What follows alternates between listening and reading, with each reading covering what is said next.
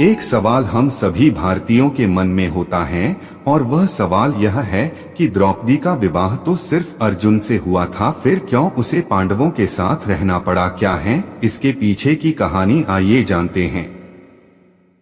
मित्रों, द्रौपदी भारत की वह प्रथम महिला है जिसके 5 पति थे या वह 5 पुरुषों के साथ रमण करती थी।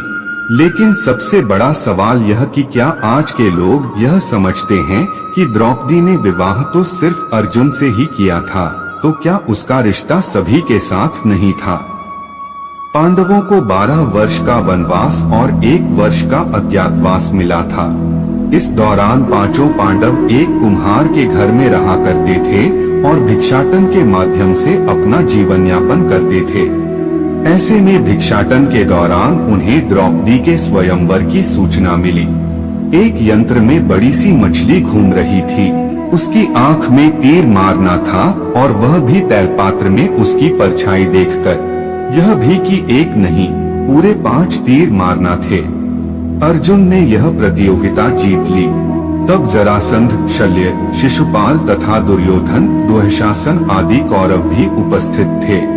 उस दौरान बहुत विवाद हुआ क्योंकि 5 पांडव ब्राह्मण वेश धारण कर पहुँचे थे।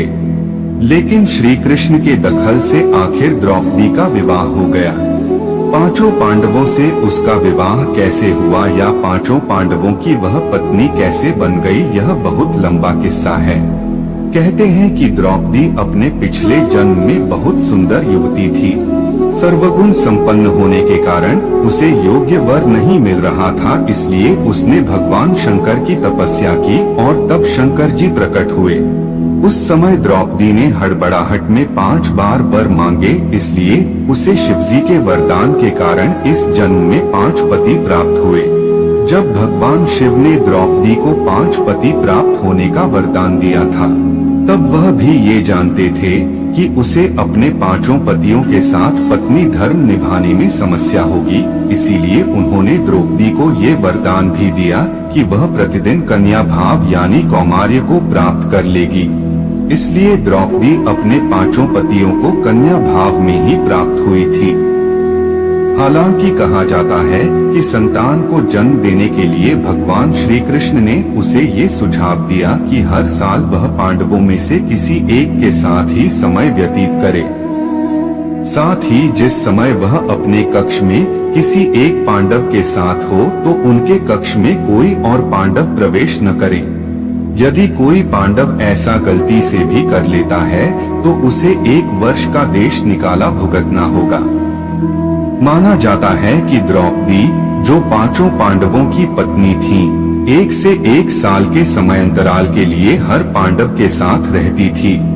उस समय किसी दूसरे पांडव को द्रौपदी के आवास में घुसने की अनुमति नहीं थी।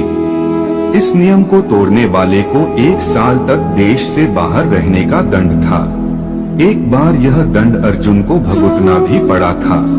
अर्जुन और द्रौपदी की 1 वर्ष की अवधि अभी समाप्त हुई थी और द्रौपदी युधिष्ठिर के साथ का 1 वर्ष का समय शुरू हुआ था।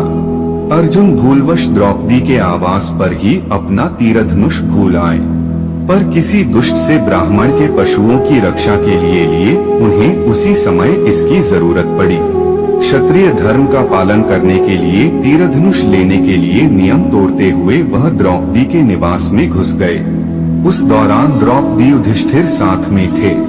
बाद में इसके दंडस्वरूप अर्जुन 1 साल के लिए राज्य से बाहर चले गए। इसी 1 साल के वनवास के दौरान अर्जुन की मुलाकात उलूपी से हुई और वह अर्जुन पर मोहित हो गई। ऐसे में वह उन्हें खींचकर अपने नागलोक में ले गई और उसके अनुरोध करने पर अर्जुन को उससे विवाह करना पड़ा। कहते हैं कि दोनों 1 वर्ष तक साथ रहे।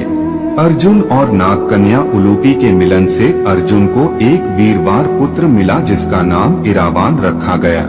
द्रौपदी के 5 पुत्र थे। द्रौपदी ने एक वर्ष के अंतराल से 5 पांडव के एक पुत्र को जन्म दिया था, लेकिन दुर्भाग्य की इन 5 पुत्रों को अश्वत्थामा ने मार दिया था। द्रौपदी और सत्यभामा संवाद। एक दिन की बात है, पांडव और ब्राह्मण लोग आश्रम में बैठे थे। उसी समय द्रौपदी और सत्यभामा भी आपस में मिलकर एक जगह बैठी थी। दोनों ही आपस में बातें करने लगी। सत्यभामा ने द्रौपदी से पूछा, बहन, तुम्हारे पति पांडवजन तुमसे हमेशा प्रसन्न रहते हैं। मैं देखती हूँ कि वे लोग सदा तुम्हारे वश में रहते हैं। तुम मुझे भी ऐसा कुछ बताओ कि मेरे श्याम सुंदर भी मेरे वश में रहें। तब द्रौपदी बोली, सत्यभामा, ये तुम मुझसे कैसी दुराचारिणी स्त्रियों के बारे में पूछ रही हो? जब पति को यह मालूम हो तो वह अपनी पत्नी के वश में नहीं हो सकता। तब सत्यभामा ने कहा, तो आप बताएं कि आप पांडवों के साथ कैसा आचरण करती हैं? उचित प्रश्न जानकर तब द्रौपदी बोली, सुनो, मैं अहंकार और काम क्रोध को छोड़कर बड़ी ही सावधानी से सब पांडवों की स्त्रियों सहित सेवा करती हूँ। मैं ईर्ष्या से दूर रहती हूँ। मन को काबू में रखकर कटु भाषण से दूर रहती हूँ। किसी के भी समक्ष असभ्यता से खड़ी नहीं होती हूँ। बुरी बातें नहीं करती हूँ और बुरी जगह पर नहीं बैठती। पति के अभिप्राय को पूर्ण संकेत समझकर अनुसरण करती हूँ। देवता, मनुष्य, सजादजा या रूपवान कैसा ही पुरुष हो, मेरा मन पांडवों के सिवाय कहीं नहीं जाता। उनके स्नान किए बिना मैं स्नान नहीं करती। उनके बैठे बिना स्वयं नहीं बैठती। जब जब मेरे पति घर में आते हैं